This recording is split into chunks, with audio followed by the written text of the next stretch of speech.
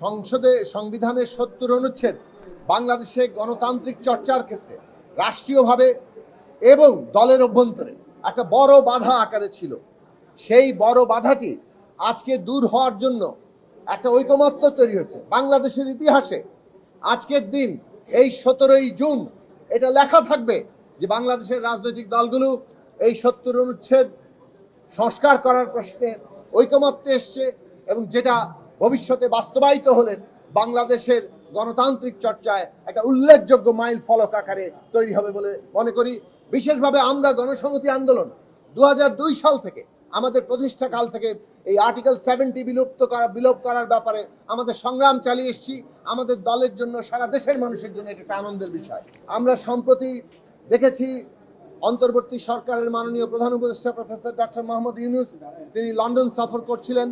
তার লন্ডন সফরকালে, যুক্তরাজ্য সফরকালে লন্ডনে তার সাথে বিএনপির ভারপ্রাপ্ত চেয়ারপারসন জনাব তারেক রহমান তিনি তার সাথে সাক্ষাৎ করেছেন এবং এই সাক্ষাৎ আগে থেকেই একটা নির্ধারিত সাক্ষাৎ ছিল।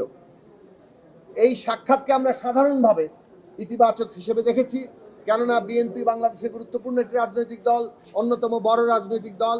তার নেতৃবৃন্দ অন্তর্বর্তীকালীন সরকারের সাথে বৈঠক করলেও প্রধান নেতৃত্ব হিসেবে এখন যিনি দায়িত্ব পালন করছেন ভারপ্রাপ্ত চেয়ারপারসন তিনি যেহেতু বিদেশে অবস্থান করেন, এই ক্ষেত্রে তার সাথে যোগাযোগ অন্তর্বর্তী সরকার প্রধানের সেটা একটা প্রয়োজনীয় বিষয় হিসেবে আমরা দেখেছি, কেননা রাজনৈতিক প্রক্রিয়া আমরা সকলে মিলেই যাতে অগ্রসর হতে পারি। সেই আলোচনার মধ্যে অনেকগুলো বিষয় উঠে এসছে। অনেকেই যৌথ স্টেটমেন্ট বিষয়ে আপত্তি প্রকাশ করেছেন।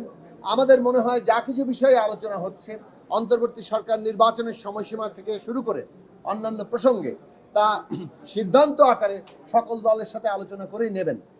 আমরা ঈদ ভাষণে মাননীয় প্রধান উপদেষ্টার ঈদের আগে জাতির উদ্দেশ্যে ভাষণে তিনি যে নির্বাচনের সময়সীমা এপ্রিলের প্রথমার্ধের কথা বলেছিলেন, তখনই আমরা সেটা আপত্তি জানিয়েছিলাম যে ওইটি নানান কারণে প্রতিকূলতার সময় এটি নির্বাচন অনুষ্ঠানের জন্য উপযুক্ত সময় নয়।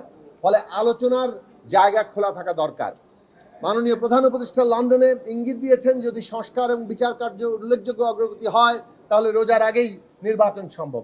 আমরা মনে করি যে সকল রাজনৈতিক দলের সাথে আলাপ আলোচনা করে মাননীয় প্রধান উপদেষ্টার পক্ষ থেকে এই ধরনের একটা সিদ্ধান্তগুলোর জায়গাতে সবার সাথে আলাপ আলোচনা করে সিদ্ধান্ত নেওয়া দরকার।